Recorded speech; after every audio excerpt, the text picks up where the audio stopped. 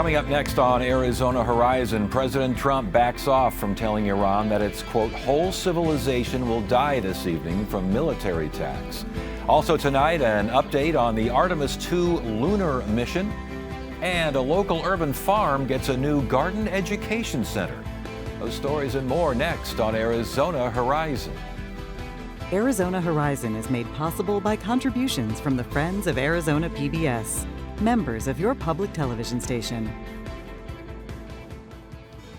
Good evening and welcome to Arizona Horizon. I'm Ted Simons. President Trump had set a deadline for right about now for Iran to reopen the Strait of Hormuz or face what the president said will be the loss of Iran's civilization due to U.S. military attacks on civilian infrastructure. But about an hour and a half ago from when this program is airing, the president decided to suspend the threatened bombing for 2 weeks. For perspective on this, we welcome Dr. Evelyn Farkas, Executive Director of ASU's McCain Institute. Evelyn, always a pleasure. Thank you so much for joining us. I want to mention we're taping tonight's show at about 4 p.m.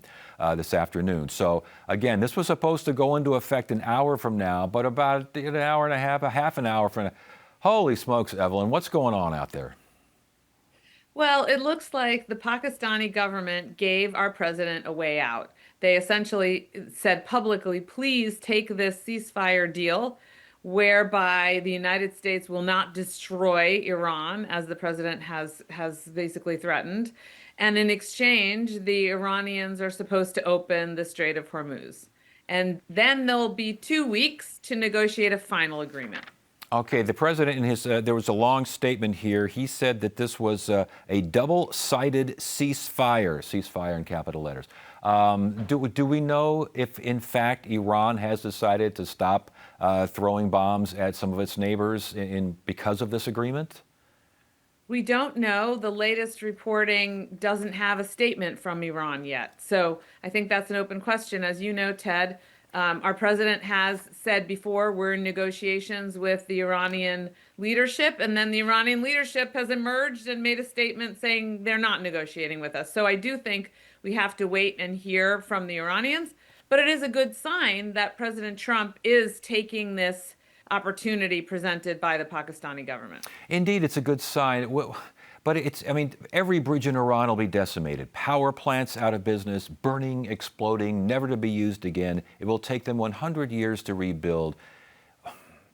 Was he actually going to order this? And was the U.S. military actually going to go through with something like this?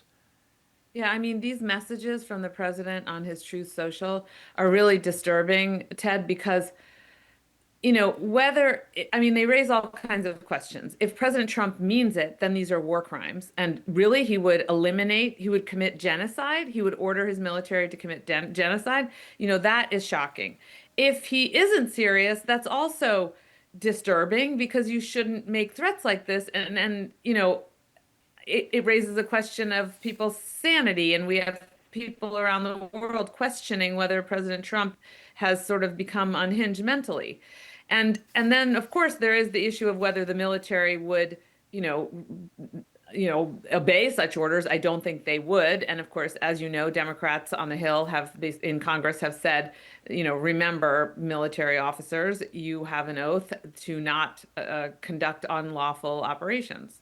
If war crimes were to be committed, and let's say in 2 weeks we go through this whole thing again, and war crimes are committed, what constitutes a war crime? What are the repercussions of war crimes on a nation? Well, there are arguments that lawyers can make to take out something like an electric plant if, let's say, it's providing electricity to a military base, and almost exclusively to a military base would have to be the argument, right? But by and large, what President Trump was threatening verbally essentially was bombing civilians. And that is unlawful under international law. Even if he were to pardon himself here in the United States, he and all the other people executing such orders would be subject to international law, and they could be brought before The Hague.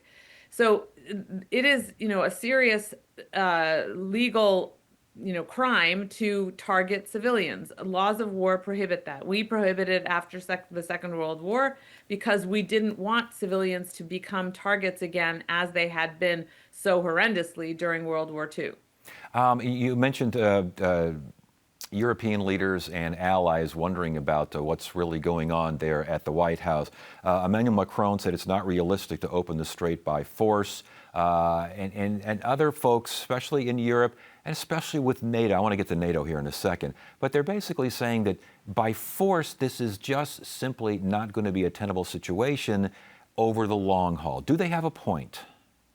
Yes, I mean, if you were to try to open the straits for all shipments to go through, because of course the Iranians are letting the shipments go through that they want to go through. But if we were to forcibly open it, first of all, it would cost likely military lives.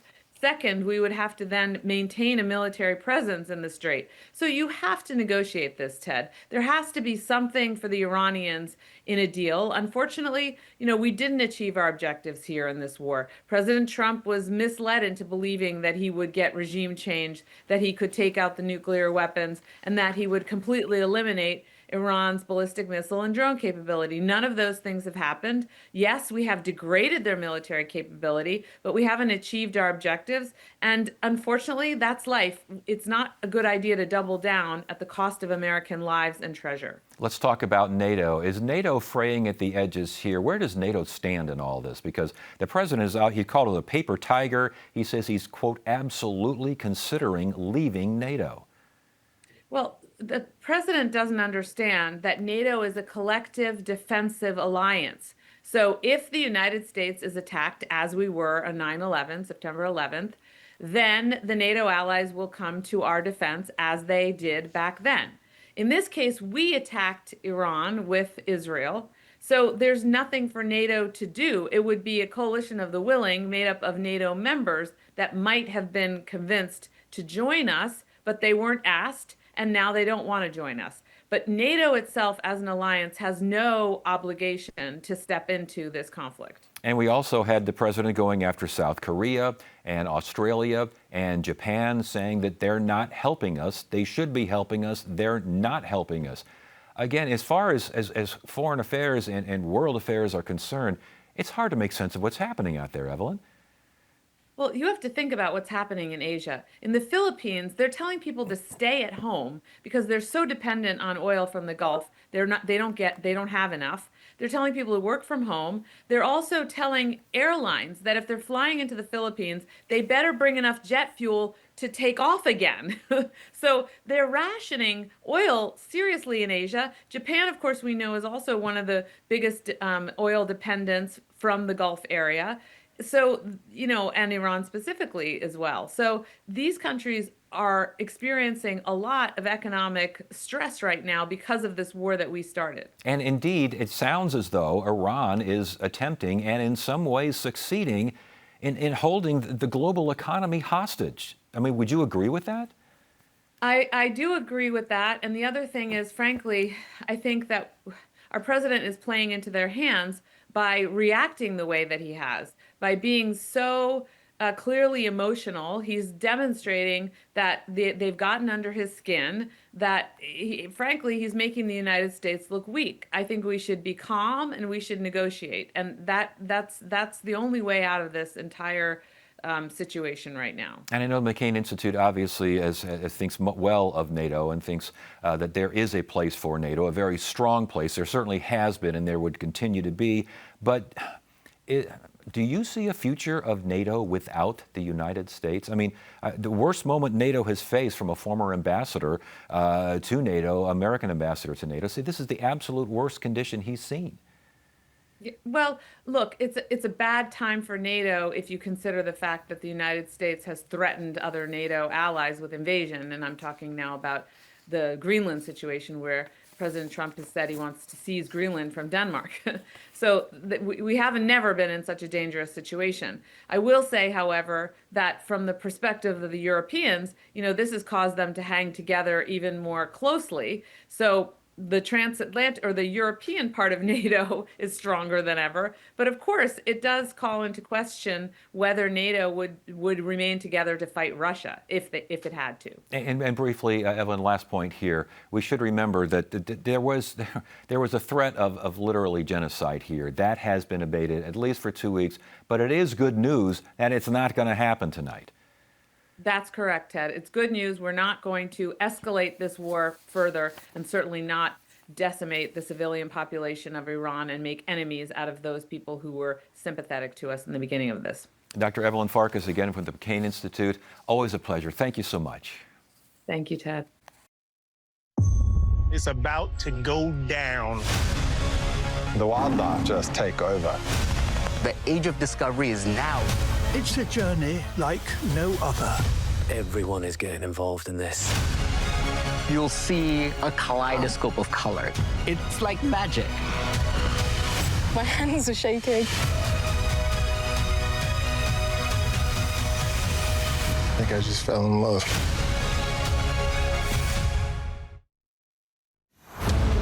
In the next episode, you'll discover the transformation of mountains through the adventure of shepherds in the French Alps. In Japan, a whole new ecosystem is emerging. And many of the planet's living species are on the move, slowly changing the face of the Earth. Wednesday night at 9 on Arizona PBS. Someone said to me the other day when I told them I was doing this, you're the last generation that's going to hear these stories firsthand. I was in Auschwitz. I dream with it and I sleep with it all my life. So today I want to thank you, Mrs. Bader, that within a 1-year period, you touched my life forever. What's going to happen after the survivors are gone? Wednesday night at 11 on Arizona PBS. Artemis II is NASA's first lunar mission with a human crew in more than half a century. The crew surpassed the record for the farthest distance from Earth traveled by humans. Spacecraft is now on its way back to Earth after completing its orbit around the dark side of the moon. Joining us now is Dr. Lori Leshin, former director of NASA's Jet Propulsion Laboratory. She's now ASU's the University Professor for Space Studies. Welcome to Arizona Horizon. Good to have you here. Thank you so much. What an exciting week. Oh, no kidding. So give us an update on what's happened with Artemis, where it is now, and what it all means. Well, it has been a whirlwind since we launched on April 1st and raced to the moon, and then yesterday was just riveting. Every minute of the 7-hour flyby, including that loss of signal for 40 minutes as they went behind the moon, came out the other side, saw the eclipse. It was like all the cool space stuff compressed into one day. And now they're headed home, and they'll land on Friday. Since, 1972, the first time for humans out of Earth's orbit? What took so long? What happened? Well, that is a great question. So it's a combination of it's very technically challenging to leave low Earth orbit. I think it was also about our strategy was actually to develop sort of Earth's economic sphere in low Earth orbit and really stay focused there with the space shuttle and then the space station. And now we realize, we really have missed the opportunity to become a multi-planet species by sending humans back to the moon and sending them to stay. And so we're on it now. We all thought that it would take not nearly this long to be going to Mars or going to all sorts of places. Yeah, it's fun to go back and read old JPL reports, old NASA reports. Right, we'll have people on Mars by 1979. And You mentioned JPL. You were director there from 22 to 25. You oversaw a lot of stuff. Yeah, including the Deep Space Network, which is broadcasting the astronauts back to Earth now, is doing all those beautiful pictures we got today, came down through our Deep Space Network antennas. All deep space communication goes through those. So we're really proud moment at JPL to be supporting Artemis II in this way. Indeed, and so we're looking at some of those photos right now. They are just, they're always so stunning. Look at that. Look, for goodness sakes. That's just, can you believe that? That is amazing. And that, I think they're calling it Earthsat in that case, not Earthrise. Yes. But the Earthrise picture from Apollo 8 is so iconic. Yes. And to this day, we look at that and get goosebumps. And this is the equivalent that Artemis II got to see, our planet going behind the moon and then reemerging. Just inspiring. Well, you're back in Arizona, right? I should say back in Arizona because you grew up in Tempe. I did. I'm an Arizona girl. I basically grew up on the ASU campus, so very excited to be back. Well, that's great. Yeah. And talk about Arizona and space and exploration. Where does the state stand? It feels like we're hitting pretty heavy here. Yeah. Are we hitting heavy enough? Right. Look, so on one hand, we're awesome, right? I mean, you look at the three main universities, all of us have a great presence in space. Apollo astronauts were trained here. Every single one of the astronauts on Artemis had some geology training from ASU faculty. The lead scientist, yesterday we heard her on the Capcom going back and forth with the astronauts. She's an ASU alum, the lead scientist for Artemis too. That's incredible. So look, we're all over this program. And also we have, the RTXs and the Boeings. They all have a presence here in Arizona, and increasingly commercial space does as well. But we could be doing more. You look at Texas, they're spending hundreds of millions of dollars to attract space companies there. The state is doing that. Our state, we're trying to step up through our Economic Development Authority, but we could be actually investing and attracting more folks here to do things like a launch site in Yuma and things like that. And you've talked about opportunities for innovation. Yeah. What do you mean by that? Huge opportunities for innovation in space. I mean, the whole way we're going about space in the future is changing the way we're interacting with private companies, that we're going to start buying tickets to the moon as a service pretty soon. Less government-owned rockets, more private companies driving our future in space. That's incredibly exciting. There's a lot of private capital going into space, and all of that is driving innovation. And at ASU, we're really trying to make sure that the workforce is there to drive all this expansion into space. And I was going to ask about what exactly you're doing now at ASU as the University Professor for Space Futures. University Professor for Space Futures, coolest title. I absolutely love it. So I'm helping President Crow and the senior leadership look across the space endeavors and help ASU develop some new initiatives there. I'm also a former college president, and so I'm interested in transformation of higher ed as well, and the future of the research enterprise in this country, which has been quite challenged under the current administration.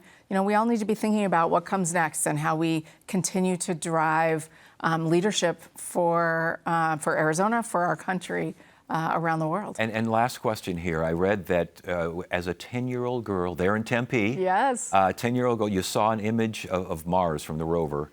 And what did that do to you? So I was 10 years old, standing in my mother's kitchen. In Time magazine, I saw the very first pictures from the surface of Mars from the Viking landers, which we're going to celebrate 50 years since they landed on Mars. So you can tell how old I am. I think I wanted to reach out and touch those rocks. And I think it was sort of because it looked like home. It looked a bit like the deserts of Arizona. So it just animated me in such a way that it stuck with me. And now I'm thrilled to say I get to work on space every day. And this Artemis mission, this could propel. This could be something that could accelerate things. True? Yes, accelerate humanity's future in space.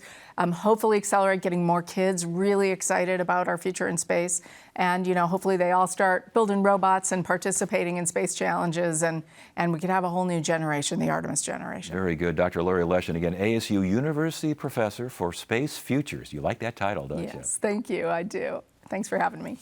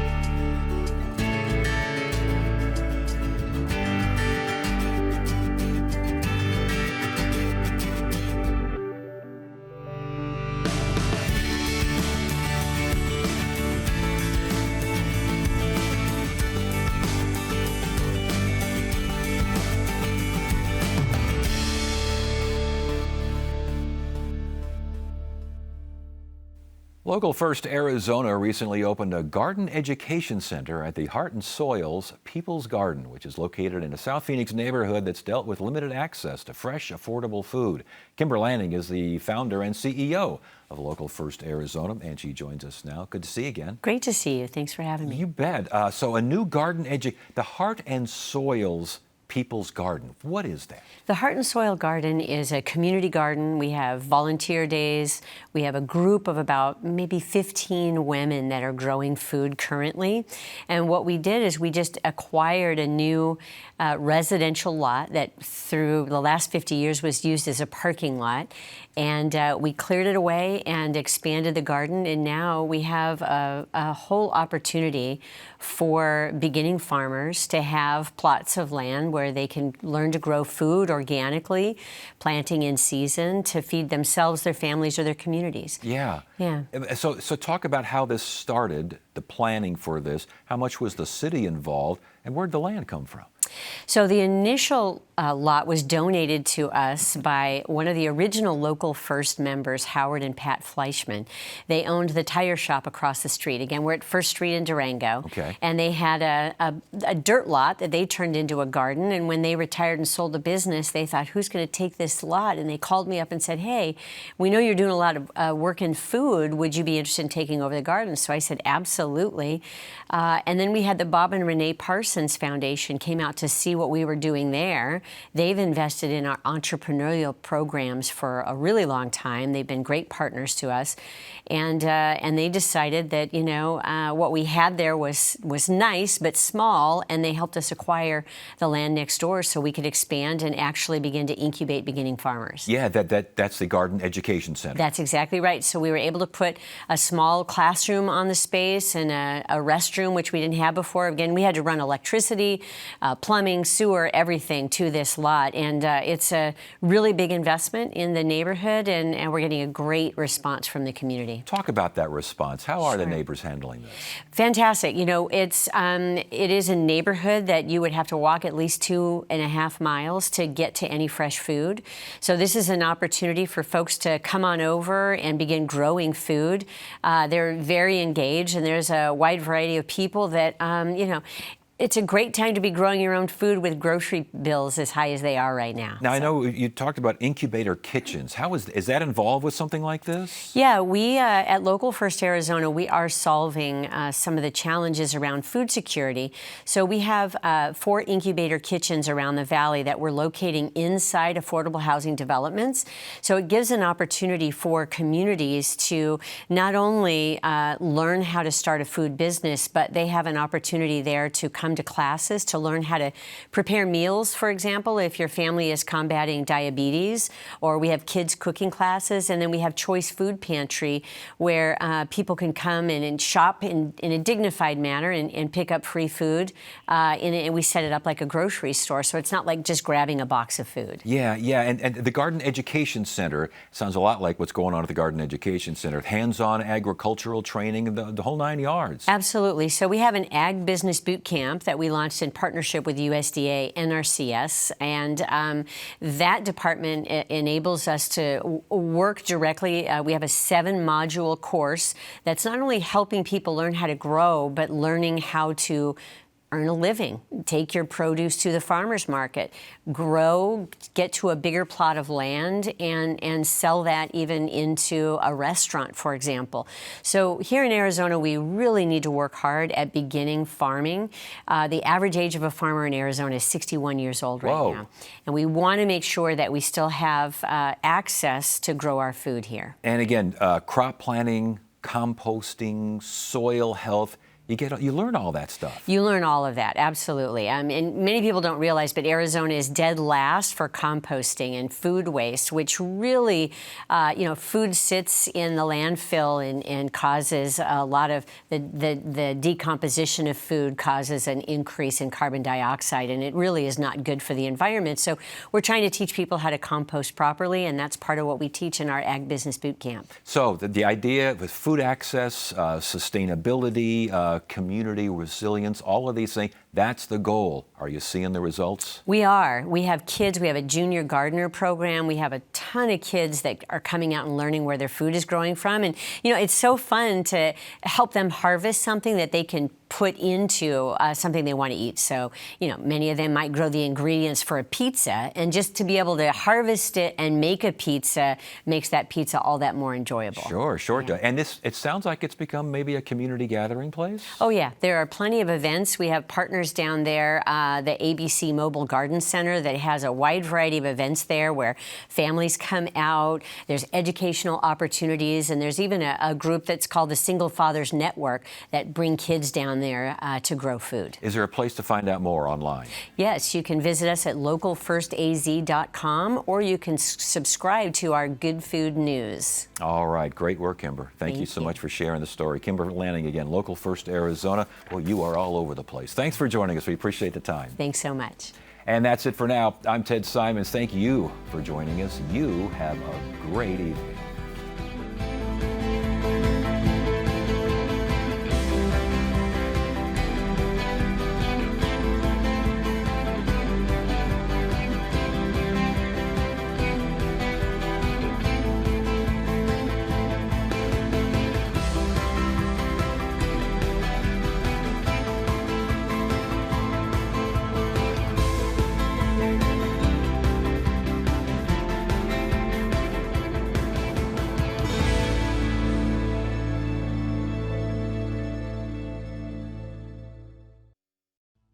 I like to think that at Arizona Horizon we are unique in the way that we present information, public policy, sometimes news, these sorts of things, because we have conversations, and I don't want conversations that